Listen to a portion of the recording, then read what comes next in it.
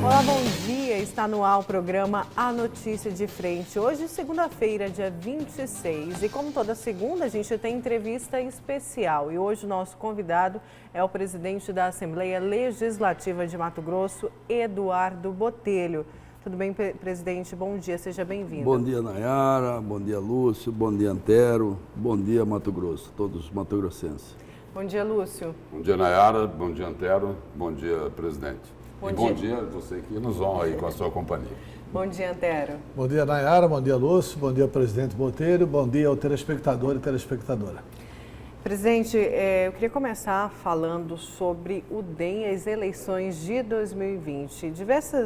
O prefeito Emanuel Pinheiro chegou a falar diversas vezes que tanto o senhor como algumas outras lideranças do Democratas eram simpatizantes, apaixonados pela gestão dele e que talvez pudesse nascer daí uma junção DEM e MDB. Porém, o senhor chegou a falar na imprensa que o DEM deve ter candidatura própria e tem até nomes, é isso mesmo? Nós fizemos houve uma certa rusga quando o Fábio Garcia montou uma provisória em Cuiabá e nós fizemos uma reunião para aparar essas arestas. E nessa reunião foi montada uma comissão provisória e também algumas metas, né? Que seria montar uma chapa forte para vereador e construir uma possibilidade aí para nós termos candidato para disputar as eleições. E nesse horizonte foi citado vários nomes, como o nome do secretário da Casa Civil, Mauro Carvalho, do secretário de Saúde, Gilberto Figueiredo, do secretário de Fazenda, Rogério Galo, do ex-deputado e suplente senador Fábio Garcia, e ficou também encaminhado que nós faríamos um convite também a outros possíveis candidatos. Um deles era Roberto França. Nós, inclusive, tivemos a reunião e fizemos um convite para ele vir para o Democrata. Então, a princípio, é isso que está definido na reunião partidária. Esse convite para o Roberto França, só para entender, se ele aceitar a filiação, ele tem a garantia da candidatura ou ele é convidado para vir para o DEM e tentar construir a sua candidatura dentro do Democratas? Exatamente. Foi um convite para ele vir para o Democrata para construir a sua candidatura. Então, assim, fazer um processo de construção e tal. E, evidentemente, que se chegar lá, Antero, ele estiver bem nas pesquisas, estiver com uma condição toda, ninguém vai tirar a vaga dele. Eu sou um defensor do Roberto França, eu não acredito que ninguém do partido faria isso. Então, esse é o convite que nós fizemos para ele, embora ele gostaria que fosse já definido como o candidato. Então, nós dissemos, não, nós queremos fazer essa construção para que seu nome possa ser aceito pelo partido. É um nome muito querido, não vi ninguém vetando o nome dele. Então, mas foi dessa forma. E tem aquela história é uma história antiga, né? A história lá do Garrincha, né, Antero? Entendeu? Mas aí não é combinar com o adversário, né? Tudo isso que o senhor está falando aí, já foi combinado com o Mauro Mendes? Não, foi combinado sim. O Mauro Mendes sabe de toda a construção. Nós conversamos com ele antes, inclusive quando terminou a reunião, nós fomos lá no Palácio, falamos com ele. Ele sabe tudo e concordou com todo o caminhamento que foi dado. Então, essas possibilidades de nós termos candidato é muito forte. Porque o que todo mundo diz é o seguinte, né? Aí levanta a possibilidade A, B, C, só que todo mundo, no final das contas, diz a mesma coisa. Olha, nós precisamos esperar para saber qual será a posição do governador Mauro Mendes, não é isso? Não é o governador que vai definir a candidatura. É nós que vamos definir o partido. Mauro não é dono do partido, ele faz parte do partido. Evidentemente que ele tem uma opinião dele, é muito forte. E podemos até dizer que tem alguns dentro do partido que acompanham o que ele falar, mas não é o meu caso, não é o caso de Júlio Campos, não é o caso de Jaime Campos, não é o caso de muitos do partido. Que nós somos companheiros dele, estamos junto com ele, mas nós não somos como nós costumamos... Vaquinha de presépio, né? Como nós costumamos dizer aqui em Cuiabá, Antero, pau mandado. Não. Diante disso, existe então aí pelo menos uma janela aberta para Emanuel Pinheiro lá no Democratas? Não, ainda existe? Deixa eu ser bem claro com você, Lúcio, e com todos. Não foi colocado o nome de ninguém como fora do partido. Então nós não colocamos lá, não foi excluído o nome do Manel. Emanuel Pinheiro está vetado. Não houve, porque não houve essa discussão. A discussão foi o que nós vamos fazer com o partido. Vamos montar uma chapa de vereador, colocar uma provisória para montar uma chapa de vereador e trabalhar uma possível candidatura, chamar essas pessoas, convidar. Se tiver outro, vamos convidar. Se Dorileu, por exemplo, já fiz o convite para ele vir para o partido também, é um grande nome para ser candidato. Então, é isso que nós estamos trabalhando. Ninguém falou lá, não houve discussão, nem o nome do prefeito Emanuel Pinheiro não foi colocado na discussão. Então, não existe nem a favor e nem contra. Na sua opinião, o DEM rachou nessa reunião? Não. O DEM, porque assim, teve um determinado momento na reunião, eu não participei da reunião, mas eu sempre sei que é vaza, né? absoluta verdade o que eu vou relatar aqui. Teve um determinado momento na reunião que o Júlio Campos vetou um cidadão que é subsecretário, me foge o nome dele agora. Esse aí está vetado. Aí o Fábio Garcia levantou assim, então estão vetados todos os nomes que o senhor indicou. Aí entrou a turma do deixa disso, etc. e tal. O próprio Júlio Campos.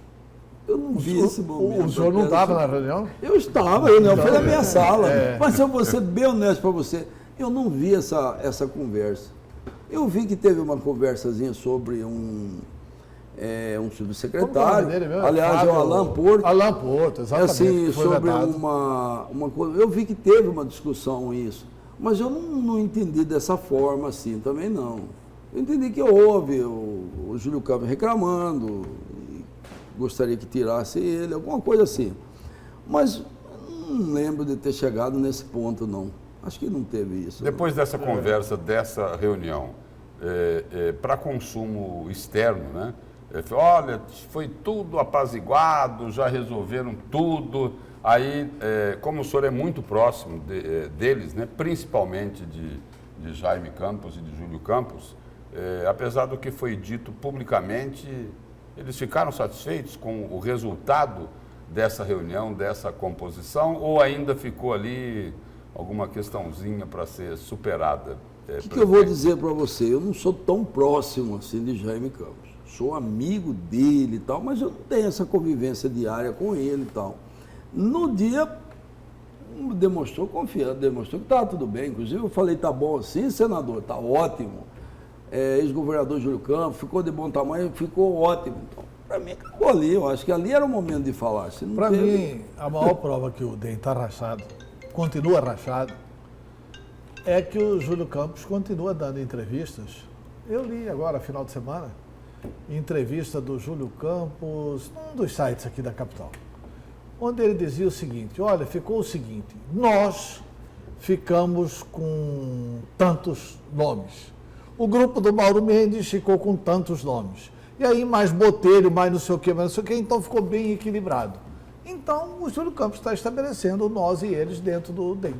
Inclusive o velho e o novo DEM. O velho e o novo, nós velhos e tal, papai, ele fala isso. E diante disso que ele históricos, colocou aqui, presidente, tradicionais. só para complementar o que o Antero colocou, o senhor vai ter uma missão importante lá, hein? Porque é o seguinte, Júlio Campos diz, olha, nós ficamos com 6.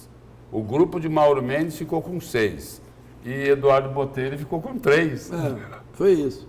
Então é o seguinte, Botelho é o fiel da balança, então. É isso? Bom para mim. É bom o fiel da balança? Mas eu entendi que estava tudo nós lá, só uma unidade, assim, não entendi. Mas partido é partido, mas aqui ninguém fala em unidade. Eles falam assim, nós e eles. É o antigo e o novo, né? Somos nós aqui e tal. No novo e não foi usado lá um argumento, olha, mas vocês querem mandar no diretório, eles vão dar para o Mauro Mendes, lá em Várzea Grande, o mesmo número de participantes que eles exigiram aqui em Cuiabá?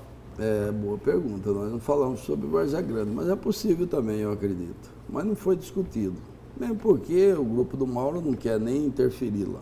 Foi isso que ele me disse. Falei, vamos conversar sobre Várzea Grande. Ele disse, não, lá é Jaime, Júlio, eles definem o partido. Eu acho que essa é a lógica, é natural. Como aqui também não devia ser Júlio e Jaime. Sou amigo do Jaime e sou amigo do Júlio. Aliás, o Júlio é tão amigo nosso que, por amizade, talvez, nos assiste todo dia. Né? Então, deve estar nos assistindo. Eu sou amigo do Jaime e sou amigo do Júlio. Mas, nas últimas 4, 5 eleições, o DEM não fez vereador em Cuiabá. E o comando era deles. E o comando do partido era deles. Isso é muito grave para um partido que é fortíssimo. E o DEM já vem com esse problema há muito tempo. Luiz Maria foi o último vereador dos democratas. Pois é. Ele não saiu candidato à reeleição de vereador. Desde quando?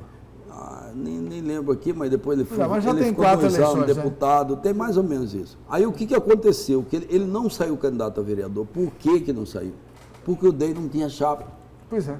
Ele falou, se eu sair, eu vou ter que fazer 20 mil votos sozinho, 15 mil votos, não dá, é inviável para vereador. Então ele teve que desistir da reeleição por conta disso, porque o DEM realmente não trabalhou uma chapa dentro de Cuiabá. Então, mas eu acho que agora nós vamos ter que fazer diferente, trabalhar, nós temos condições, nós temos bons nomes aí, inclusive para prefeito. Nós temos o histórico aí do ex-governador Mauro Mendes como prefeito de Cuiabá, isso vai pesar muito. Então, eu acho que nós vamos sim fazer uma chapa forte de vereador e com uma possibilidade nós temos também um candidato forte.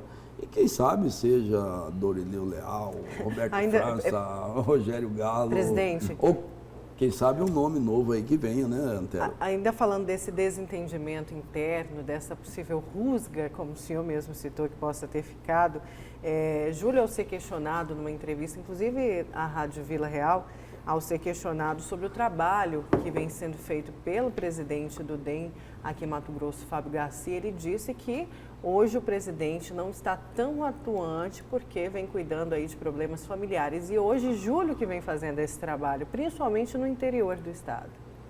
O que é verdade também. Ele também não deixa de ser verdadeira, né? Quem tem corrido mesmo, quem tem feito mais trabalho partidário é o Júlio Campos. E nós temos também uma situação, Antero, que é bom pensar nisso. Mauro Mendes não tem tradição de partido. Ele não dá a mínima para o partido também. Não tem cultura Vamos ser partidária, honestos, né? não tem cultura partidária. Você vai falar com ele de partido, ele nem gosta de conversar disso. Então, assim, eu tenho esse detalhe. Quem comentou isso recentemente, numa entrevista lá no Jornal do Meio-Dia, foi o ex-governador Júlio Campos. Ele até disse o seguinte, olha, acho que é em função dos problemas do Estado, da crise financeira que ele pegou, até agora aqui, pelo menos, ele não procurou o partido, mas deve procurar. Então, porque, coincide na verdade, com assim, o que o senhor colocou. É mais o jeitão dele, né? É um jeito de fazer política. É o jeito dele diferente da história dos Campos. Porque o Júlio sempre fez partido. Pô, mas a história O Júlio, quando foi candidato a governador, em 1982, ninguém acreditava que ele seria candidato. Ele não era o candidato para enfrentar o Padre Pombo. O governador que ia sair, que era o Frederico Campos, não apoiava ele. Não queria ele. Ele pegou e trabalhou e foi candidato, convenceu a base do partido. E o partido decidiu e ele foi candidato. Ele derrotou na época o governador para poder ser candidato e se elegeu governador de Mato Grosso. Mais ou menos isso que você está propondo aí para o Roberto França fazer, né? Eu estou propondo. Não. Mas se o Roberto França fosse candidato, ele não vai enfrentar o governador, não. Ele vai estar junto, pelo contrário. Mas, Antero, eu acho que na democracia é muito importante os partidos. Nós, com esse tanto de partido que teve, essa pluralidade de partidos, perdeu-se um pouco a questão partidária. Hoje ninguém liga para partido.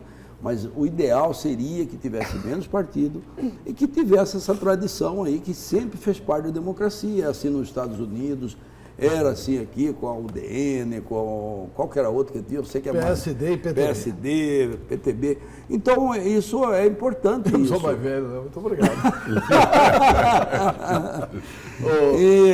Eu acho assim, nós tínhamos que construir, por exemplo, o governador Mauro Mendes. É governador, mas era importante ele também fazer essa política partidária, porque o partido é importante para dar sustentação. Já que o senhor voltou lá no governador Mauro Mendes, pode existir aí algum compromisso feito de forma antecipada com alguém em função dessa eleição aqui de Cuiabá, do ano que vem? Pode existir isso, presidente? Não, pode ser que tenha assim, um comprometimento de apoiar algum candidato. Isso é possível, sim. Se você for candidato do partido, tal, eu te apoio. Eu vou ajudar você. Isso é bem possível. Talvez o Fábio Garcia, que é muito ligado a ele, ou o Gilberto Figueiredo. Talvez tenha algo assim. Mas eu estou convicto e ficou definido na reunião que eu disse quem o candidato vai ser o candidato que reunir melhores condições.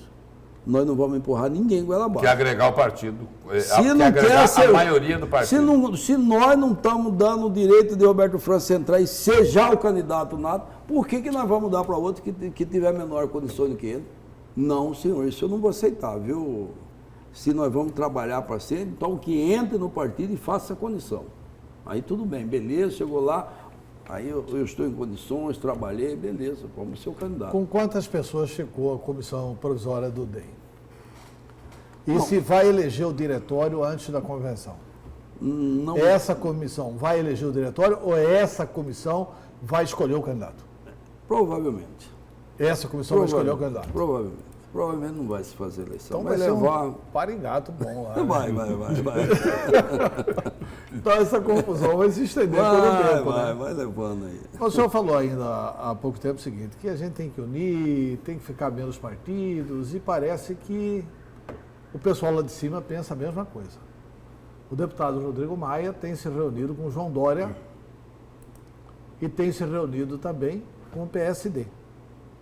E está propondo uma união nacional entre DEM, PSDB e PSD.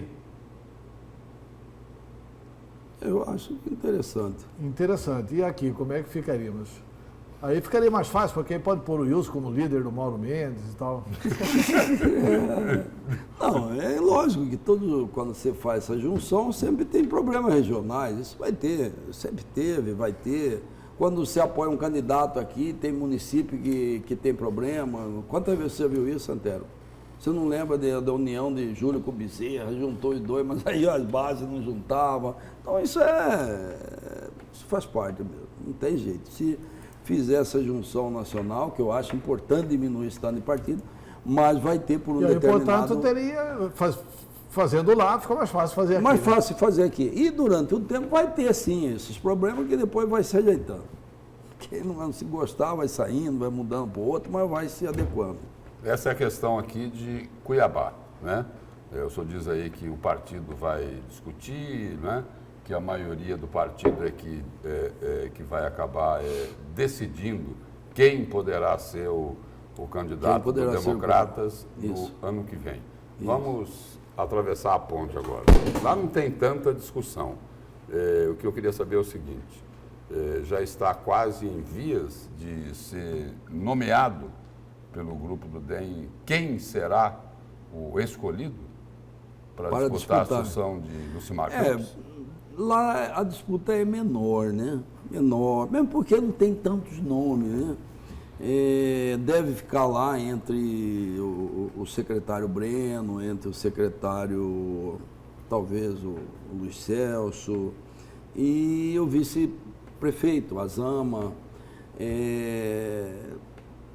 talvez Calil Baracat entra na disputa, mas entre isso aí, não sai fora disso. E no final das contas... Não sai fora por assim, deputado Botelho, não. Nem lá, nem aqui? Não. Eu estou fora do jogo, realmente. Então lá na Várzea Grande está muito mais fácil para fechar, viu, do que aqui. Porque lá o seguinte, a conversa é só na cozinha, não é? O problema é que lá a Lucimar vem fazendo uma administração muito boa. Lá não se criou uma nova liderança para fazer um enfrentamento, não tem. Existe lá o sentimento da população de que o tempo que a prefeitura ficou fora dos campos, ela regrediu muito. Então tem tudo isso que, eu estou falando isso, é sentimento da população, eu não estou falando porque tem paixão por nada, mas o sentimento é esse, de que essa condução que a Lucimar e o Jaime vem fazendo está sendo a melhor para o município.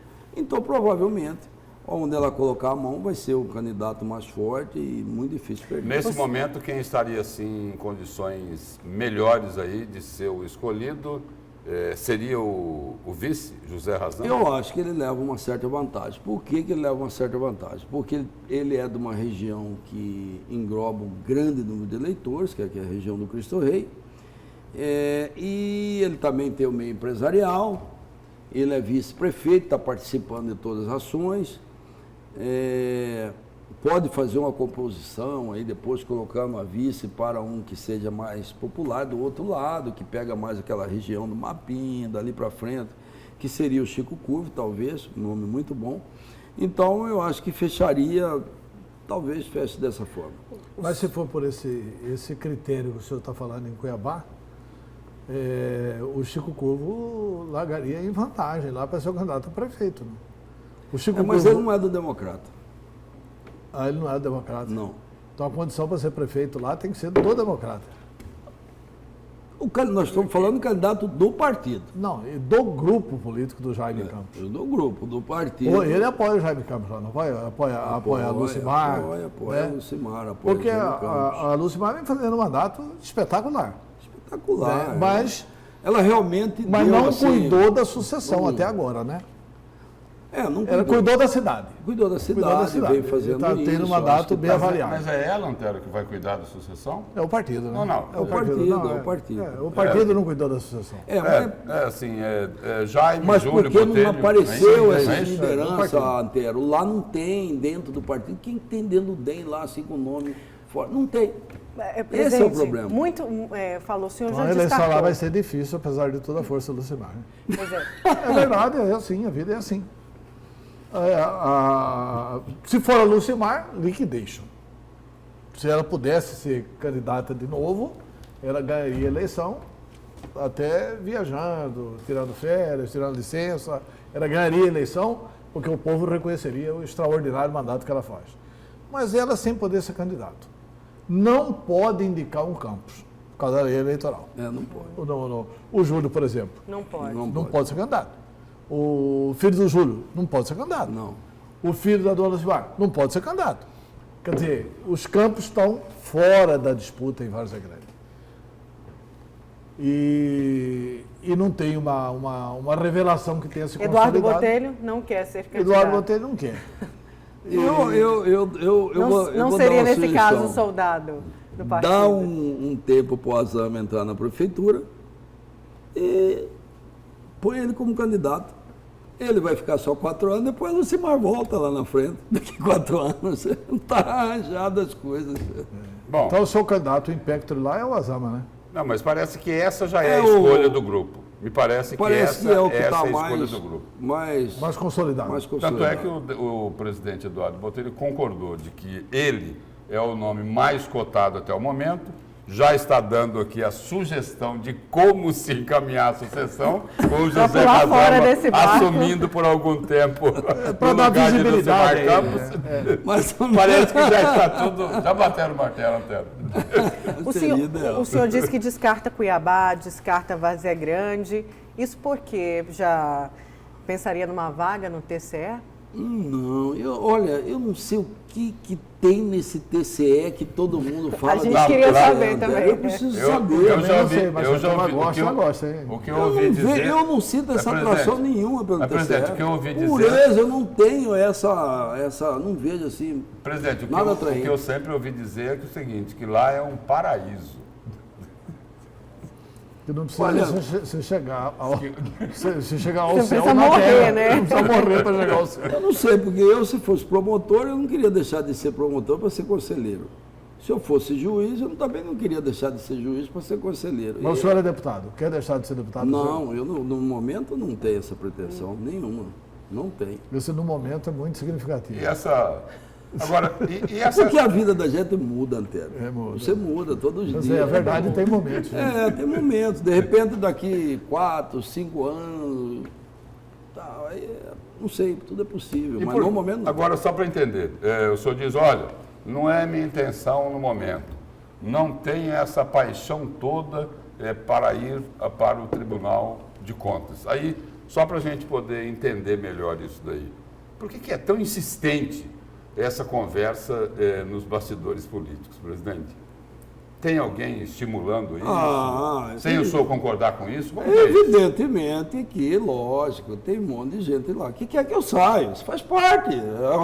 Eu conheço eu gostaria, por exemplo. Paulinho de Souza quer que o senhor vá. Tem os Supremos que querem.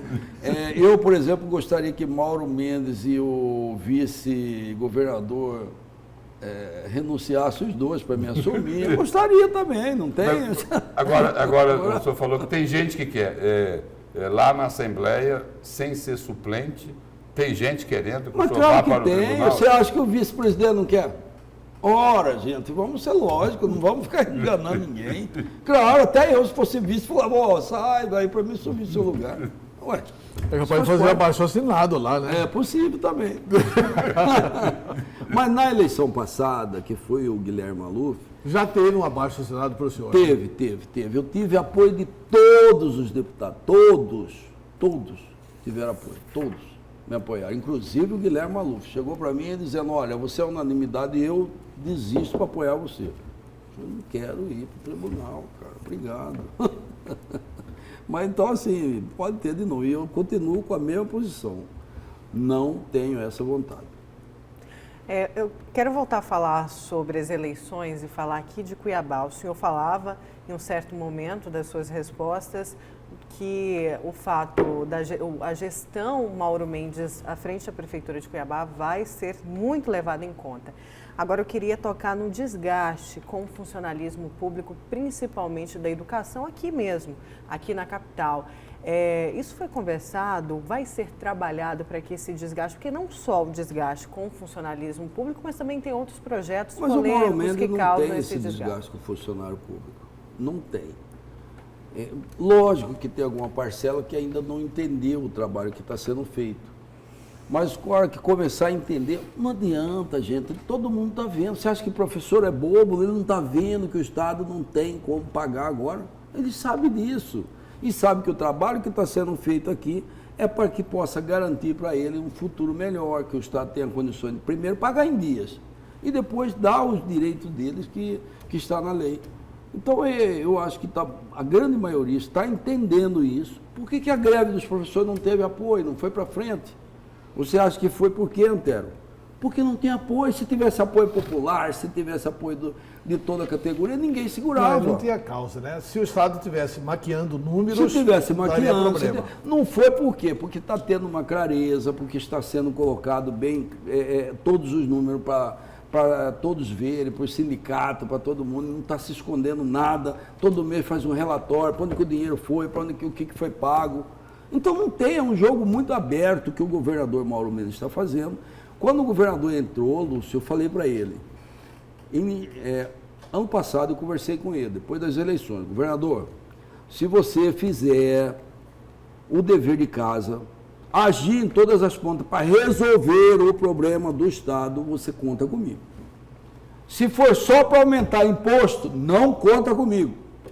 Eu não vou ficar lá trabalhando para nós arrecadarmos e a máquina do Estado comendo tudo.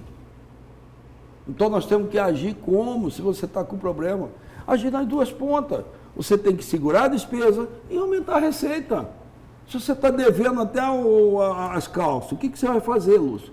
Você vai trabalhar dobrado, vai trabalhar de noite, vai fazer plantão aqui meia-noite, não sei o quê, para você ganhar um pouquinho mais, e segurar a sua despesa, porque se você continuar soltando cartão de crédito, não sei o quê, dando para a namorada, não sei o que, presente caro, você não vai resolver nada na sua vida. Você entendeu? Então, foi o que o Mauro Mendes fez. Ele falou para mim, em janeiro, eu estou fazendo esses projetos, e nós vamos segurar isso aqui, vamos aumentar a arrecadação, mas nós vamos segurar a despesa com todas as forças. E ele está fazendo isso. No ano que vem. Está tendo desgaste? Está. Afinal de contas, ele não apanhou do agronegócio? Ele não está sendo vaiado quando ele vai em Luca, vai sorrindo? Está. Mas não era necessário fazer isso? Era necessário fazer. Mas o Dante também foi vaiado por causa do FETAB e depois também... Depois as coisas acontecem, as coisas entram no trilho, vê o que está acontecendo, que está pagando em dias. Ano que vem, se Deus quiser, se o Bolsonaro não estragar tudo aí, para a economia desandar, a coisa vai ficar boa, nós vamos conseguir pagar salário em dias, vamos conseguir começar a dar os direitos dos servidores. O senhor acha que no ano que vem, rapidinho, Não, né? claro. O senhor acha que a partir do ano que vem o governo já volta a pagar a RGA, a revisão geral anual dos servidores? Não sei se Executivo? na totalidade, mas alguma coisa eu acredito que nós já vamos pagar, sim. Se Deus quiser, possamos pagar até na integralidade. Mas nós temos que pensar na economia nacional. Nós não podemos descartar um boicote, por exemplo, e o grande medo hoje, a pressão em cima do presidente Bolsonaro está sendo nesse sentido. Quem está mais fazendo pressão em cima deles hoje é o agronegócio. Porque quem que vai ser prejudicado hoje? O agro. Só para situar aqui... Não, o Brasil. O agro, principalmente. Só para Grosso. situar os telespectadores, presidente, dizer, o que o senhor está colocando aí é que em função da posição do governo federal em relação à preservação do meio ambiente, principalmente em relação ao desmatamento, o Brasil pode enfrentar restrições no mercado internacional, não é isso? Principalmente dos países europeus. É isso que o senhor está colocando. Você vai fazer o intervalo, Nayara? Não, pode falar. Não, mas só para complementar aqui, Lúcio. Porque, assim, eu acho que a grande realização do governo Bolsonaro foi uma coisa que o Zé Sarney não conseguiu, Fernando Henrique não conseguiu, Lula não conseguiu, Dilma não conseguiu, Bolsonaro conseguiu. Bolsonaro, no primeiro ano do mandato dele, conseguiu uma coisa que nenhum desses presidentes conseguiu, que foi fazer e celebrar um acordo do Mercosul com a União Europeia. Que ele está jogando fora agora com essa questão ambiental. O G7 já quer colocar isso em debate para Não. poder recuar. O G7 não tem nada a ver com a União Europeia, mas o G7 quer fazer um debate para discutir a questão da Amazônia. Eu acho que o Bolsonaro, a União Europeia... Mas quer rediscutir o Mercosul também, Antero. Não, a União Europeia quer Já discutir o estão Mercosul. falando nisso. Sim, o G7 também. Mas Estados Unidos e Rússia não tem nada a ver com o Mercosul. Não. Mas tem países lá que fazem parte mas a do União Europeia, sim. É isso que o senhor colocou. França, Inglaterra, está sim. já fazendo movimento. Aí hoje nós temos a Finlândia não querendo comprar mais a carne nossa por causa desses incêndios aí. Quando eu acho o seguinte, queimada na Amazônia, sempre teve. Não foi o Bolsonaro que inventou queimada na Amazônia. Agora, quem deu sinalização lá no início do governo? Nós temos que trabalhar assim a reserva indígena. Nós temos que explorar minério em área indígena. Nós temos nós temos 67% do nosso território preservado. Ainda temos muito o que explorar para produzir. Podemos alimentar o mundo. Ou seja, o discurso de 5 meses atrás está fazendo efeito agora. Porque aí começa a aparecer tudo isso e começa a ser o mundo. Opa, isso é com ordem do presidente. Não acredito. É com autorização do A outra presidente. parte do discurso é a seguinte, eu não acredito na imagem do satélite. Então, é isso que Não, eu eu estou não falando. acredito no As INPE, respostas agora desacredita da NASA. Eu estou dizendo o seguinte, Antero, é mais não pelas ações, porque as ações do governo não foram assim para atrapalhar o meio ambiente tão grave assim. O que houve mais foi a fala. E o presidente, a fala de um presidente, ela é muito forte. E essa briga que ele está comprando e dizendo, vocês não tem nada que ver aqui, a Alemanha que se cuide lá, tal, não é bem assim. Nós vivemos num mundo globalizado e o presidente tem que entender isso. E que nós dependemos hoje um do outro e cada um está olhando o que o outro está fazendo. Então, eles lá, nós dependemos dele? Dependemos sim, porque nosso produto vai entrar lá. Você já pensou se daqui a pouco essa União Europeia começa a forçar a China? Fala, se os produtos estão entrando aqui, você corta lá. Você acha que eles não vão cortar para continuar vendendo os produtos deles? Vai. E aí começa a ter um problema seríssimo para nós. Então, há uma preocupação muito maior para nós, de Mato Grosso, que nós somos um estado que vive praticamente das commodities, que nós não temos... O agronegócio é o motor da nossa indústria economia. aqui. Os Estados Unidos, que são os grandes parceiros do Bolsonaro, né? O Donald Trump não foi nem uma vez no Twitter para apoiar o Bolsonaro. O Donald Trump está caladinho. Por quê? Porque na hora que ele inviabilizar a soja brasileira no mercado como o europeu, quem que vai lucrar com isso? São os americanos. são os americanos. Quer dizer, esse jogo é jogo de competente. Não é jogo para quem não sabe fazer diplomacia. E no final de semana, presidente, só complementando o que o Antero falou aqui, ó, o governo dos Estados Unidos se diz profundamente preocupado com incêndios na Amazônia. Quer dizer, o reflexo é mundial. Porque, na verdade... É um isolamento total, né? Na verdade, os Estados Unidos querem ver o Brasil isolado. Porque quem que é o maior concorrente nosso de venda hoje de soja, por exemplo? É os Estados Unidos. Eles estão preocupados que nós estamos ganhando o mercado deles. Daqui a pouquinho eles jogam um pouquinho de negócio para acabar logo, destruir nós e eles entrar no mercado novamente. Então, é um jogo muito assim, profissional, que o presidente tem que entender que ele tem que parar de falar. Ele tem que parar de falar, ele tem um ministro muito bom, os ministros dele são excelentes, uma equipe muito boa que ele montou, por sinal. Agora tem que parar de falar. O que ele quer chegar a falar para uma presidente igual é da Alemanha? A Alemanha está com dinheiro, Antero. Olha os indicadores da Alemanha. Dinheiro sobrando agora, lá para eles emprestar para os outros. Presidente, na sua avaliação, como vem sendo feita a condução? Como o senhor avalia a condução de Mato Grosso, por exemplo, que hoje lidera o número de queimadas na Amazônia, né, que subiram 83% em relação ao ano passado?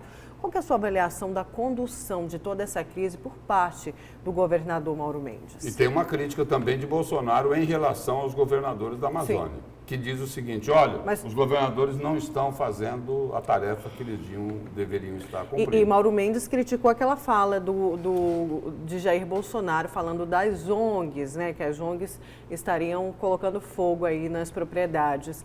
E pode haver aí uma crise entre o governo do Estado e o presidente? Inclusive, na verdade, a fala do governador Mauro Mendes, eu acho que ele mais defendeu o Bolsonaro, né? Quando ele disse que queimada sempre existiu, 40 anos que chegou aqui tem queimada, Bolsonaro não estava na polícia, não estava nada, e sempre, todos os anos, discutindo queimada. Ou tem ano que nós não discutimos queimada aqui? Não, que ele falou que não acreditava, né, nessa fala dessas ONGs. Que ONG nenhuma, isso é conversa cabeça de Bolsonaro, a ONG vai sair tacando fogo aí, isso é loucura. Então esse tipo de loucura, o INPE não está errado, o que está errado, gente, você não está vendo aí, cheio de fumaça por tudo lá, está errado o quê? Então, assim, ele tem que parar de fazer isso, porque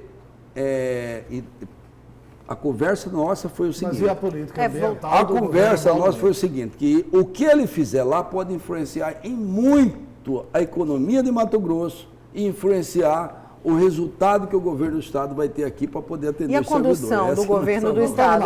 E a condução por parte do governo do Estado? Só essa pergunta. Como o senhor avalia? Já que Mauro Mendes criticou os dados, né, divulgados e chegou a dizer que não era bem isso. Os dados do desmatamento, aí a gente entra também na questão ambiental, nas queimadas junto. Não, eu acho que o governo do Estado hoje está com um programa muito bom, um programa inclusive de acompanhamento de desmatamento online. É um programa de primeiro mundo, um negócio impressionante que foi comprado e que está sendo instalado. Eu acho que com isso daí ele vai poder combater em muito o desmatamento ilegal. Tem ferramenta hoje para isso, a SEMA tem, pode usar de delegacia. E eu já tive até conversando com o governador, o senhor tem que determinar que se faça algo. O senhor tem ferramenta, o Estado tem ferramenta e ele vai fazer. Mas tem um cipoal de uma legislação que, assim, eu sou defensor do meio ambiente. Mas tem coisas que não dá para defender. O governador Pedro Taques fez e a Assembleia aprovou. A Assembleia aprovou que tem que tirar licença da SEMA para poder fazer limpeza de pasto. Aí o cidadão faz um requerimento de licença na SEMA para fazer limpeza de pasto. Aí não decide, porque metade da SEMA está na cadeia e a outra metade está com medo de ser preso. Com medo de assinar, com medo de fazer. Com medo de ser preso. Então fica lá 1 ano, 2 anos sem fazer.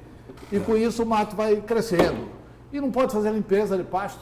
Não está na hora da Assembleia pegar essa legislação e falar, olha, uma coisa é não desmatar, mas essa coisa de não fazer limpeza de pasto. Isso é absurdo, isso é uma bobagem. Isso aí é um... Inclusive... Mas passou na Assembleia, presidente. Pois é, mas eu tenho uma preocupação, inclusive hoje, com esse acompanhamento que dá para fazer online, por exemplo, você pode estar limpando o pasto, você pode ir lá ser atuado como está fazendo derrubada nova. Já está acontecendo isso. Então, é muito preocupante essa situação aí. Essa questão de pasto tem que ser revista. Realmente não dá para fazer. Quantas propriedades nós temos aqui no Cerrado? Pô, se você não limpar pasto, do outro ano vira juquira e acabou com o Ficar pasto. 3 anos sem limpar, vira mata. Já era. Vira mata. Presidente, a gente precisa ir para um breve intervalo. Na volta, a gente continua conversando com o presidente da Assembleia Legislativa de Mato Grosso, Eduardo Botelho. Vamos falar daquele polêmico projeto Cota Zero. Então não saia daí.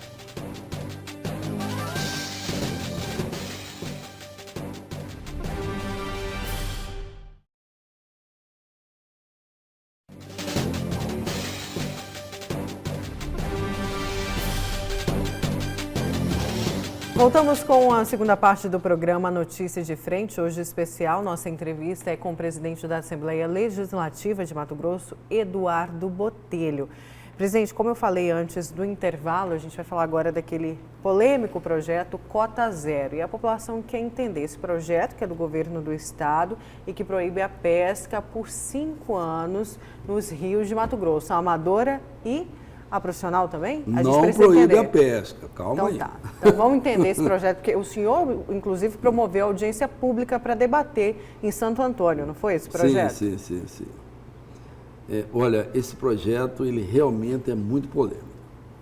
A intenção do governo, ela é muito boa, que é repovoar o rio, o peixe está acabando. Eu morei na beira aqui do rio Cuiabá, aqui bem na onde a prainha cai ali no porto, eu morava de lado ali no terceiro antero. Quando eu vim da roça para a cidade, fiquei na casa de um tio meu que morava bem na beira da prainha. Ali pegava pintado direto, ali na beira da ponte, ali tudo pegava pintado, pegava tudo. E o peixe realmente está sumindo, está diminuindo.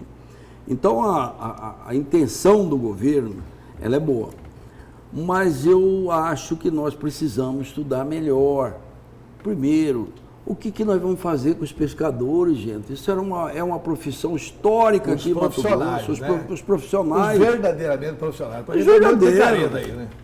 Tem, mas aonde que não tem, Antero? Todo lugar tem picareta, meu filho. Isso aí não adianta você falar, todo lugar Agora tem. dá para separar o joio Dá do para trigo. separar, vamos separar. Agora, nós não podemos generalizar. E é uma profissão histórica aqui, pô. Desde criança você não vê a história dos pescadores aí? Pô, então E sempre que foi milhares isso. de pessoas dependem dessa atividade. Depende dessa Não, atividade. eu não falo só de Cuiabá, não, no estado todo. Então é uma situação que nós temos que realmente discutir. Como que vai ficar essas pessoas? O que isso vai impactar na economia do município? Embora o governador tenha projetos grandiosos para o turismo, é inegável. Ele tem um projeto de fazer uma grande orla em Santo Antônio, uma orla em Barão, fazer uma navegação turística saindo de Barão até as Bahias. O projeto é bonito e é louvável, é nota 10, muito bom o projeto. Mas nós temos que ver a situação dos pescadores, essa questão da economia e a eficácia do projeto. Será que vai dar resultado mesmo isso daí? E será que é justo? O Estado consegue fiscalizar? São umas perguntas que eu já fiz para o governador. Ele disse que não, ele vai montar toda uma estrutura, que vai sim fiscalizar. Ele já concordou também de discutir essa questão dos pescadores, inclusive com a possibilidade de pagar o defeso para ele por os 8 meses em que não é pago pelo governo federal. O governo federal paga 4, né? E pagar os restantes. Falta nós discutirmos quanto tempo ele vai pagar, 2 anos, 3 anos, 4 anos, 5 anos. Então, e criar paralelamente a isso uma forma dessas pessoas trabalhar com outras Mas atividades. mesmo assim, com o pagamento desse defeso, o senhor considera que é justo para o que não é o picareta, né? Que não é, como diz o governador Mauro Mendes, que não é o pescador profissional que é servidor público, o pescador profissional que é empresário, para aquele que vive exclusivamente da pesca, que sempre viveu disso, que vive disso há 15, 20, 30, 40 anos. É justo pagar um salário mínimo para ele e afastar ele da atividade que ele se dedicou a vida toda? Não É é justo? justo. Mas é o certo. É o justo? A diferença do justo e do certo. Não é justo, mas é o mínimo que se pode fazer. Não, e tem que ver também como que ele pesca, né? Porque uma coisa é ele pescar de anzol, outra coisa é por espinhel, outra coisa é por rede, Mas atravessar aí- no rio. mas Mas aí- a maioria outra dos coisa é soltar pescadores, rafa. então, a maioria dos Se o pescadores são pescador contra a profissional, rede. hein? A maioria dos pescadores são contra o Mas os aí é passadores que de entra rede. o poder público, né, Antero? Aí o poder público tem que fazer a parte que fazer, dele, fiscalizar. entendeu? Quer dizer, não pode tomar uma medida radical demais porque não quer colocar estrutura para fiscalizar o que estão fazendo lá dentro do Rio. Precisa Não é contratar isso? mais uns 100 mil fiscais. Então, para resolver o problema. Não sei se vai Agora- contratar 100 mil fiscais. Agora é o seguinte, o que eu estou colocando aqui é que colocar milhares de pessoas aqui em Mato Grosso que dependem dessa atividade, do dia para a noite, eles não vão mais poder fazer isso? É justo? Aí é o seguinte, é melhor colocar o quê? 200 mil fiscais? Não. É essa que é a colocação. Não é questão de Não, e colocar nós fiscal, temos não. duas coisas. Você eu- tem que entender no contrabando de peixe. Porque vamos supor que continue pescando porque eles podem pescar. Ninguém está proibido de pescar. Não está proibido de pescar. Então tem esse parênteses aí. O que pode acontecer é contrabando de peixe. Aí tem que haver uma fiscalização realmente rigorosa. Eu acho que o Estado tinha que ter tido uma preocupação que parece que não teve. O senhor pode me corrigir dizendo se teve ou não. Primeiro, levantar quantos são os pescadores. Verdadeiramente. Segundo, levantar quanto que é a renda média das famílias dos pescadores. Hoje, eles podendo pescar, tendo a vida inteira assim e tal, quanto que ele recebe por mês? Tá. Terceiro, montar programas subsidiados pelo Estado para garantir essa renda média para ele. Feito isso aqui, atendida a questão da sobrevivência digna dos pescadores, aí vamos estimular o turismo. Aí que você coloca, Aí é outra vamos estimular o coisa. turismo. Aí é outra coisa. Aí é eu outra acho coisa. absolutamente Porque esse projeto correto. chegou lá à Assembleia sem nada disso, Antero. Mas é isso Sem que eu esse estou estudo. colocando. Agora nós vamos fazer tudo isso isso. que tem a Inclusive eu Assembleia, estou para pôr o pensando pé no freio até. lá. Eu estou pensando até. Esse projeto, se não fosse eu colocar a mão em cima, já tinha sido até aprovado, talvez, ou reprovado, não sei. Pode ser que fosse reprovado, eu acredito até que seria reprovado.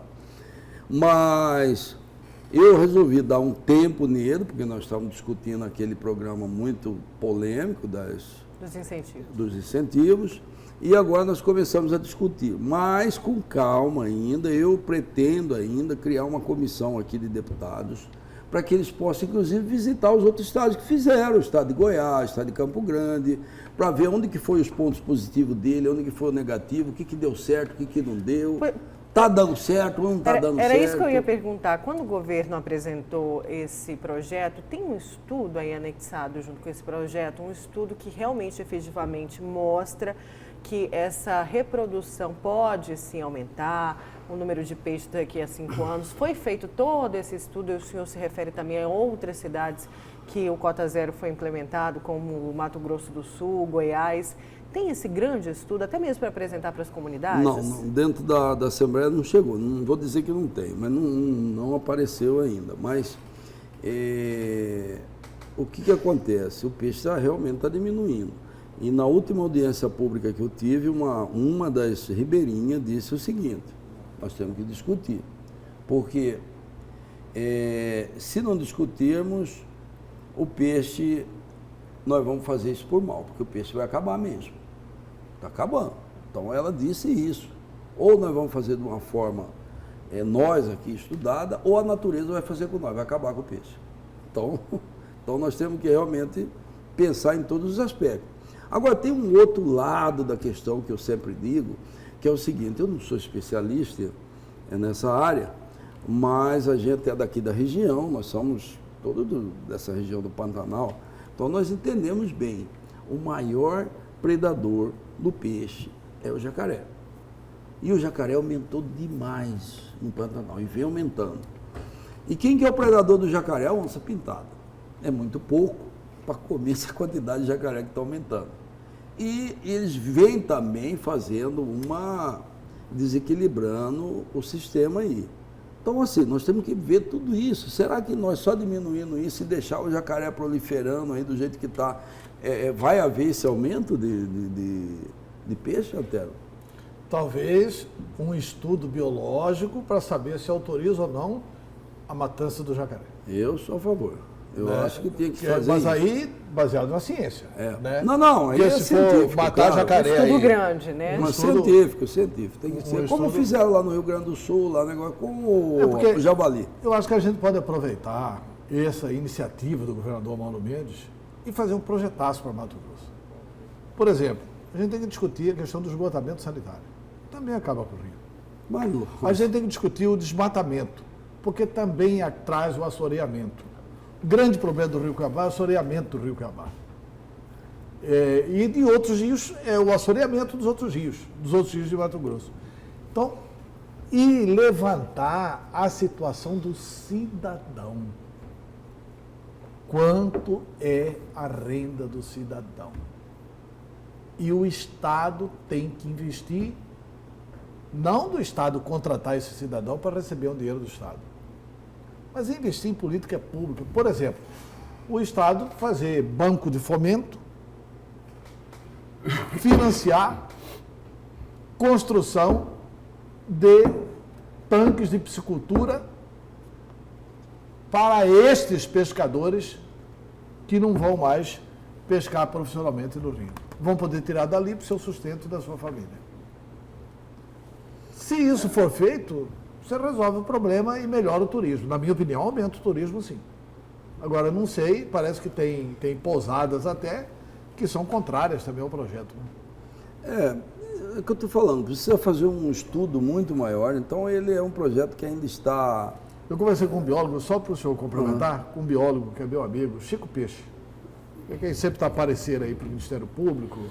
Ele é biólogo, tem 400 horas de mestrado, e estudou a questão das piranhas, ele tem 400 a 500 horas de mergulho estudando a questão das piranhas, do comportamento dos peixes, etc. e tal. E ele acha, por exemplo, faz tempo que está proibido tirar o dourado do rio, né? Ele acha que não está aumentando a população do dourado. Não sei baseado em quê. Eu acho, como pescador amador, que a gente vê mais dourado no rio. Eu acho também. Entendeu? Diferentemente do que ele acha como cientista. Mas eu acho que a ciência tem que ser chamada para esse debate. Sim, claro. Tem que haver esse estudo e essa situação econômica, ela preocupa. Preocupa porque é uma cadeia envolvida. É o cara que arranca a minhoca, é a que vende o anzol, que vende o astral de pesca, é toda essa cadeia que está em jogo. E o pescador que está lá, que é o finalmente. Então é uma economia que realmente nós temos que analisar com calma, e por isso que eu não quero correria, gente, vamos com calma nisso, vamos estudar, mas precisamos estudar e aprofundar nele também, né? Não podemos ficar só parado, nós temos que aprofundar.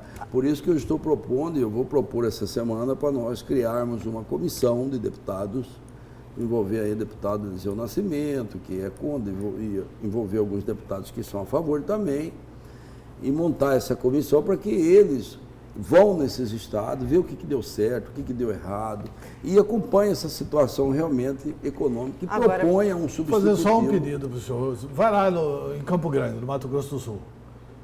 Vê o que deu certo, o que deu errado com relação ao turismo, mas vê o que deu certo, o que deu errado com relação à vida do pescador. Esse é o primeiro que a gente tem que proteger. É o primeiro. Então, são Tem uma informação de que lá as pessoas ligadas à pesca reclamam e reclamam muito. Pois é, tem que ouvir. E tem uma outra questão ligada ao plano ambiental aí, que vai se transformar numa polêmica. Aliás, já está instalada a polêmica, que não tem a ver aí com o cota zero, tem a ver com o Pantanal, né? Tem um projeto lá na Câmara dos Deputados, né, que o agronegócio já está pulando dessa altura. Projeto, bom. É o projeto lá que limita a exploração na região do Pantanal, né? E aí, segundo a Federação da Agricultura e da Pecuária aqui de Mato Grosso, o projeto traria aí um prejuízo enorme para o Estado. Uma técnica da FAMATO, só para dar um dado aqui, presidente, diz o seguinte, que caso esse projeto de lei venha a ser aprovado, limitando aí a exploração econômica na região do Pantanal, isso terá um impacto em 33% de empregos diretos no estado de Mato Grosso, 34,8% de indiretos e um impacto de 35% de empregos induzidos no estado de Mato Grosso. Isso daí que quem diz é uma técnica da Federação da Agricultura aqui de Mato Grosso. E aí, dentro desse projeto de lei, a proibição ali, algumas proibições, seria da construção de barragens e intervenções em fluxos de águas, plantio de transgênicos, plantio de cana-de-açúcar e instalação de usinas, implantação de abatedouros, transporte de produtos perigosos, além da retirada de vegetação nativa sem autorização, que só será dada em caso de interesse social e de baixo impacto ambiental. Agora, aqui é uma preocupação muito grande, né? Porque nós estamos falando do Pantanal. Eu lamento não ser deputado federal para votar a favor desse projeto. Mas é muito difícil passar esse projeto. Ou tomara que passe, hein? Não, mas eu uma falo para você. necessidade Eu de passar estou esse dizendo projeto, hein? tecnicamente. Porque entre o Pantanal Por que é difícil? e o lucro do agronegócio, eu prefiro que Porque viva o Pantanal. a base do setor agrícola lá e o centrão ela é muito forte. Eles estão trabalhando unidos. Então, eu diria para você que é muito difícil passar um projeto desse lá. Agora, Mato Grosso do Sul tem um projeto diferente lá, não sei se a Antero sabe, mas que, inclusive, permite muito mais exploração do que nós temos aqui. Então, Mas aqui nós estamos chegando numa situação, já tem processo contra Mato Grosso, aliás, a Universidade Federal tem pesquisa sobre isso, que peixes fisgados aqui para baixo do Porto Jofre, para baixo não do Porto Jofre, do Porto Cercado, para baixo do Porto Cercado, já apresentam índice de mercúrio. Por causa que é um metal pesado, por causa exatamente do garimpo da cidade de Poconé. Tem que ser enfrentado essa questão. Paciência, tem que ser enfrentado.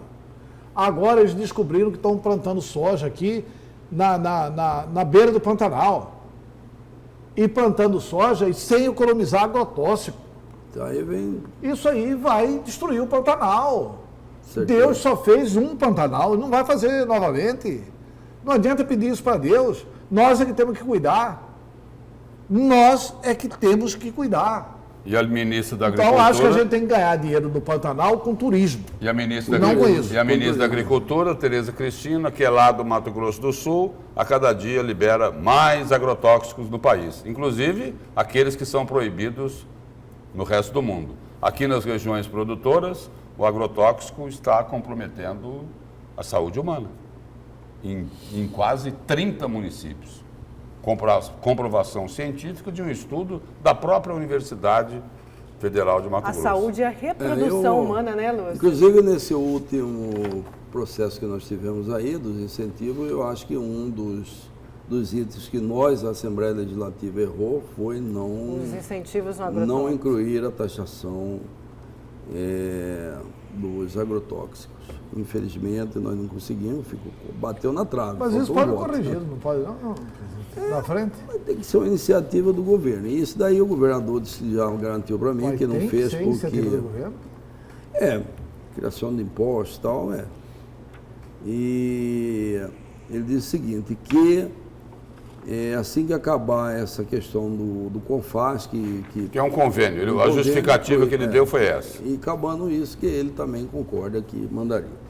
Agora, voltando só, Antero, falar desse projeto do Cota Zero, eu acho o seguinte, o governador Mauro Mendes está sendo muito corajoso em todos os enfrentamentos que ele está fazendo.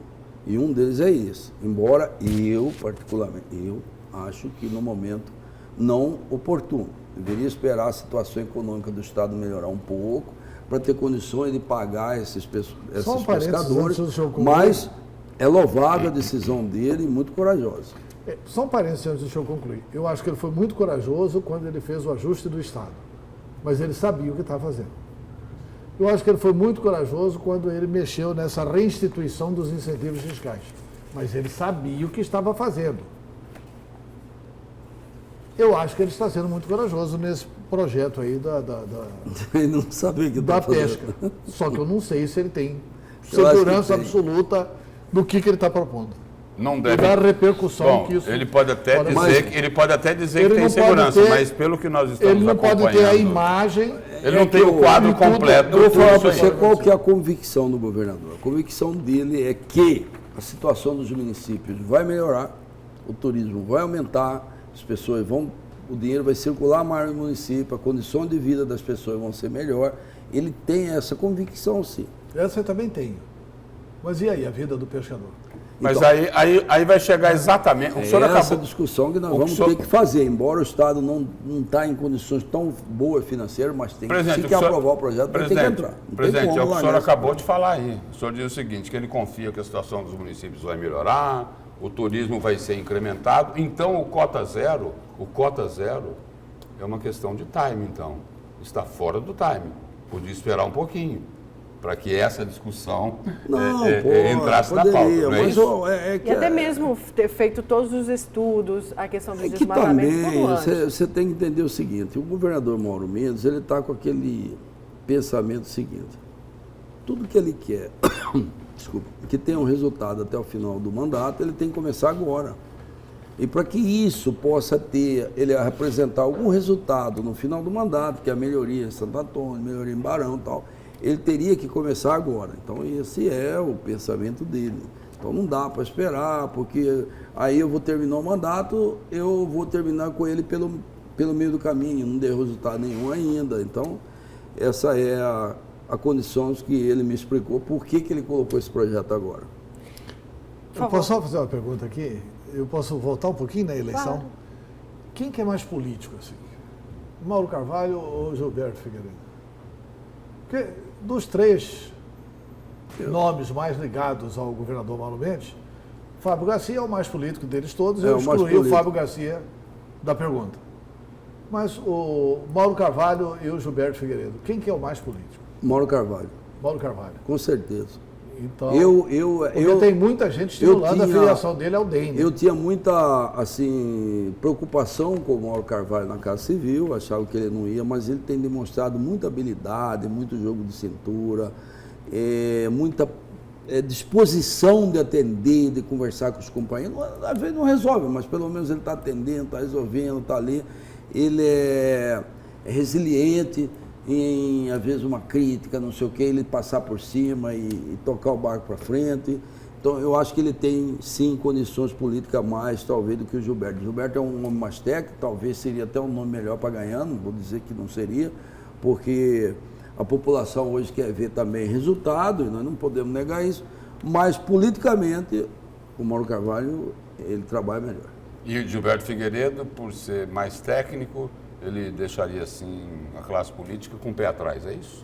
Não, eu não diria Não. com o pé atrás, mas ele fica um pouco distante, né? Porque geralmente as pessoas que são executivos, que têm essa função executiva nata e tal, ele fica muito recolhido ao trabalho e às vezes Mas eu ele tenho conversado afasta um pouco do povo, Eu dos tenho eleitores. conversado muito e nós entrevistamos aqui o doutor João, né, que é deputado lá da equipe da saúde.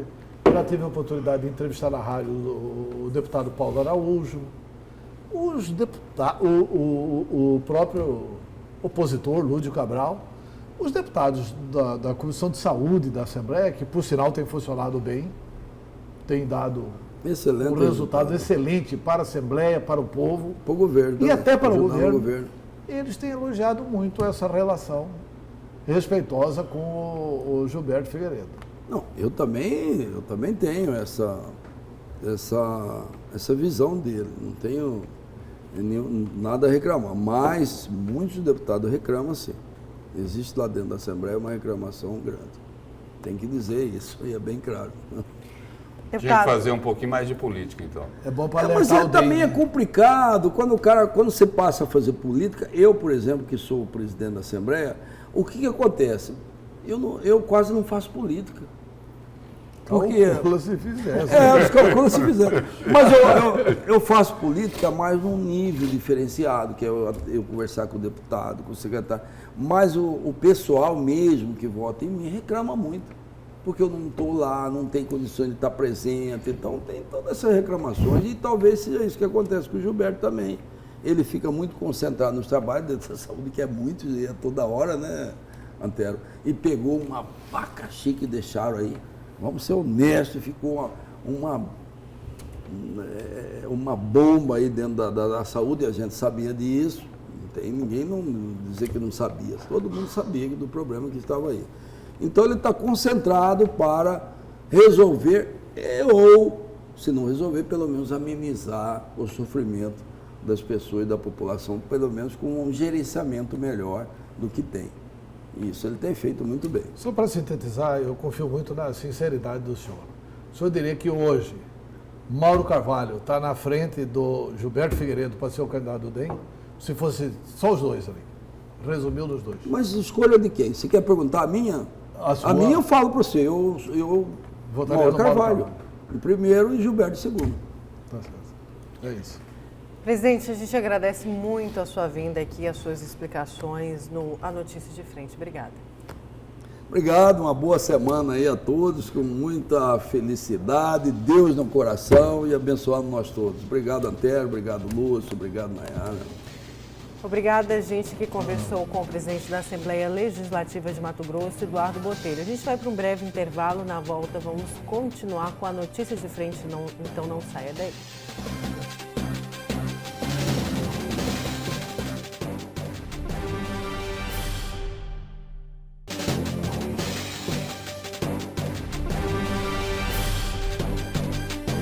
Estamos com a terceira parte do programa, a Notícia de Frente. Olha só, no Jornal do Meio-Dia recebeu na última sexta-feira o presidente da Associação Mato Grossense do Ministério Público, Roberto Turim. Ele falou sobre o polêmico projeto da Lei de Abuso de Autoridade que foi aprovado na Câmara. Confira na entrevista. Promotor, essa lei de abuso de autoridade aí, nós podemos interpretar que é feita, né, por quem está de olho na impunidade, é isso?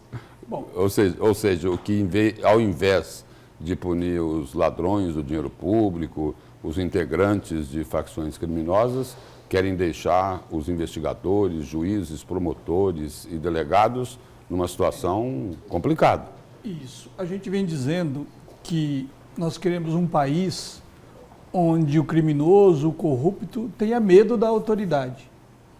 E acabamos de ganhar uma lei que pode fazer com que a autoridade tenha medo do bandido.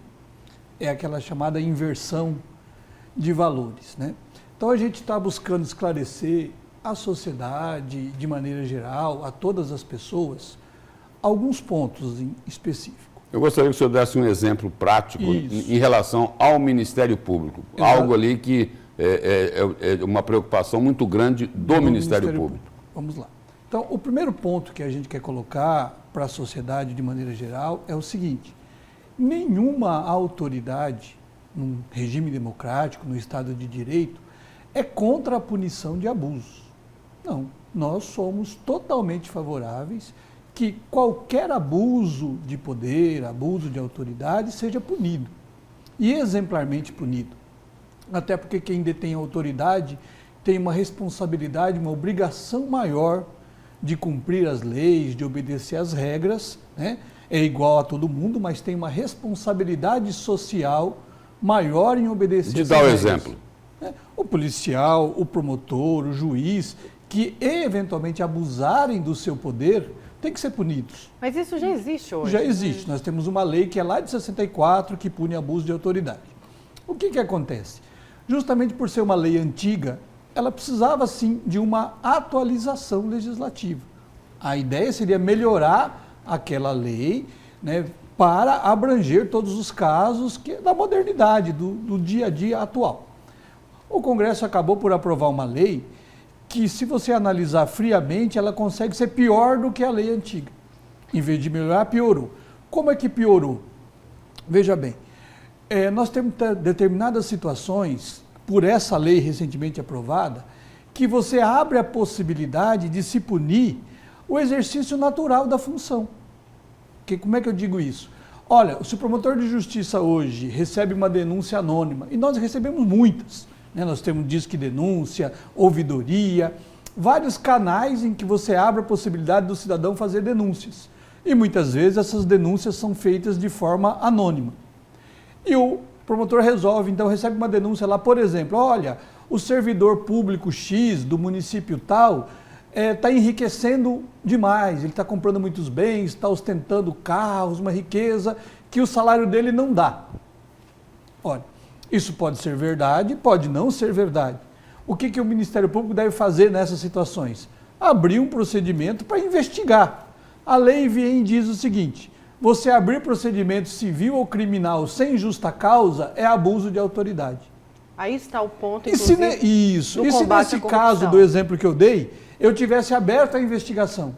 Chego lá, levanto o nome do fulano, os vizinhos dele, os bens que ele tem, o patrimônio, e descubro que não, ele ganhou uma herança, morreu um tio e deixou um dinheiro para ele. Ele não está cometendo crime nenhum. Eu poderia, nesse caso, ser processado por abuso de autoridade. Agora, o que se reclama... Houve abuso nisso? Não. Houve exercício natural da função, que é investigar. Agora, de outro lado, existe também uma reclamação. Às vezes a gente ouve o seguinte: olha, o Ministério Público, na operação X ou Y, fez lá um show pirotécnico e acabou expondo pessoas que depois mostraram que não eram culpadas. Isso também tem como corrigir, não tem, promotor? Como corrigir. Em muitas situações a gente está vendo que as pessoas confundem, Nayara, o que é erro judiciário, ou uma sentença injusta, ou uma ação injusta, com o que é abuso de autoridade. E com a própria informação. Com a própria, Só acrescentando com o próprio direito de informação. O que o Lúcio falou, porque a gente viu, inclusive, diante da operação que foi deflagrada aí, dessas operações que foram deflagradas, advogados falando que as forças policiais se excedem ao informar da operação justamente por isso. Porque o Ministério Público, antes, o Ministério Público fazia um escândalo, né? Primeiro o seguinte, primeiro convidava lá uma emissora de TV para ir lá e filmar. Agora parece que mudou essa prática. Vamos lá. Isso até é um dos pontos da lei. Então, como eu estava dizendo, em muitas situações as pessoas confundem eventual erro, eventual decisão que elas consideram injusta com abuso de autoridade. Outros confundem também, às vezes, falta de urbanidade, falta de educação mesmo de algumas autoridades com abuso. Falta de educação não é crime, é falta de educação. Ela tem que ser punida disciplinarmente. A falta de urbanidade, a falta de respeito, ou falta de um trato educado com as pessoas é uma obrigação funcional, uma obrigação disciplinar, que se não é obedecida, tem que ser punida disciplinarmente, mas não é crime. Outra situação, que é o que vocês colocam, e está nessa lei nova, e é um dos pontos que a gente combate, a lei vem e diz o seguinte: olha, realizar operação policial, ação policial, abusando da quantidade de armamento, abusando da quantidade de viaturas, que isso iria expor os investigados, então, ao que vocês chamaram aí de show pirotécnico ou show midiático. Muito bem. O que acontece na prática? E aí é o problema da lei. As leis são feitas, e às vezes as pessoas fazem leis pensando num ponto único, numa pessoa única, numa situação única. E se esquecem que a lei tem caráter genérico e ela tem que ser aplicada para todas as situações. Então, os senhores imaginam, a polícia, ela pode ir no bairro aí vizinho prender um traficante e com um policial só, uma viatura, e tudo transcorrer normalmente. Ele chega lá, dá voz de prisão, o traficante se entrega e vai embora. Mas esse mesmo policial, nessa mesma situação, pode ser recebido a bala. Nós já tivemos situações de policiais que foram entregar intimação para uma pessoa idosa e foram assassinados. Então, como que a polícia, previamente, pode saber que aparato ela vai precisar ou não? É muito difícil isso. E se você coloca que se ela exagerar no aparato, ela vai responder por abuso, você acaba coibindo a atividade natural da polícia, que é justamente fazer isso. Agora, ela chegou lá com 3, 4, viu que não era preciso? Recolhe 2, tira. Quer dizer, isso vai ser avaliado em cada momento. É a mesma questão das algemas que está na lei. A lei diz, olha, você algemar quando o investigado, preso, conduzido não apresentar risco de fuga, nem risco de agressão à polícia. Como é que você vai saber antecipadamente? O policial que promotor, usando um pouco aí de ironia, Ele tem que andar com uma cartilha e dizer para o bandido, falou, olha, espera um momentinho aí que eu vou olhar aqui e ver se eu Não, então ele tem que posso fazer o contrário. algemá-lo. Ele chega no bandido e fala, ó, você me avisa, se você for tentar fugir, eu vou te algemar. Então essa foi a entrevista com o promotor de justiça Roberto Turim. O projeto sobre a lei de abuso de autoridade, Lúcio Antero, o presidente tem até o dia 5, né, Lúcio, de setembro, ou para vetar ou para aprovar. Olha, que o Brasil precisa dar uma limitada na questão do abuso de autoridade, precisa. Nós tivemos aqui ontem, sexta-feira, na semana passada, na quinta ou na sexta-feira, que foi aquela operação Tapiraguaia. Foi na quinta. Na quinta, né? Que envolveu o suplente de deputado Valtenir Pereira. Valtenir Pereira. O Valtenir teve busca e apreensão na casa dele para levantar documentos. Vocês viram a entrevista do delegado da Polícia Federal? Ele condenou o Valtenir. Está tendo um inquérito. Ele está levantando situações e na entrevista ele já condena. Diz que recebeu propina, diz que isso, diz que aquilo outro. Quer dizer, então para que inquérito? Se ele já tem a opinião formada. Quando ele dá a entrevista dizendo isso, não tinha chegado até as mãos dele o material apreendido. E se tivesse chegado, não teria dado tempo dele analisar. Então, assim, é preciso verificar. Mas ele já não tinha, Antero? Será que ele não tinha essas informações das investigações que a Polícia Federal realizou previamente, antes dessa busca e apreensão na residência do suplente Valtenir Pereira? Pois é, mas eu acho que há uma precipitação. Eu não estou dizendo aqui que o Valtenir é inocente nem que ele é culpado. Ele pode ser rigorosamente culpado. O delegado pode ter falado muito pouco do que deve falar no futuro. Mas eu estou dizendo apenas que essa antecipação da culpa, o cidadão não foi ouvido. A gente sabe que agora ele vai ser ouvido pelo juiz lá em Barra do Garças. Talvez hoje ou amanhã. É que ele está sendo convocado para ir ser ouvido. Porque Quer liberaram, dizer, porque não, lá é o seguinte, vai... a história lá, só para situar aí também, né? Lá é o seguinte, liberaram recursos federais para 2 prefeituras. Para construir pontes que não foram. Né? Eram 18 pontes e construíram uma. Pois é, exatamente. Roubaram o dinheiro das pontes. Tá? Roubaram o dinheiro das pontes. Eu acho que tem que prender todos os ladrões. Todos. Sendo deputado federal ou não. Tem que prender todos os ladrões. Agora, diga isso quando tiver certeza absoluta. Tá, mas até porque ele... Não, mas ele disse o seguinte, não foi pedida a prisão preventiva do Valtenir, porque não há provas de que ele recebeu propina. Ele teria feito isso por meio de laranjas. É que ele teria usado intermediários para receber a propina. Para receber propina. Apura isso direito, cara. Por que falar isso? Eu só estou dizendo assim, é evidente que eu acho que neste momento vai pegar muito mal para o presidente Bolsonaro ele sancionar essa lei. Essa lei foi aprovada para proteger o Flavinho Bolsonaro, para proteger todos os bandidos do Congresso brasileiro. Essa lei foi aprovada por bandido, que não quer realmente a atuação livre do Ministério Público e da Polícia Federal. Eles têm que continuar atuando fortemente, só que não precisa fazer jogo midiático, né? Só isso.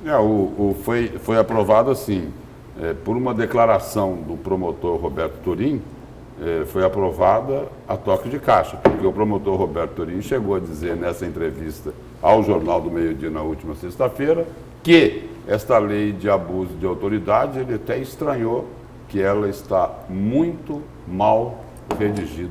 Foi isso, né? Isso mesmo. Lúcio... Tipo assim, às pressas. O pessoal estava comemorando. Não, faz tempo que foi redigida. É a lei do Renan Calheiros. Aí já basta, né? Lúcio Antero, muito obrigada. Bom dia. Bom dia. Bom dia. Você fica agora com o Jornal da Manhã.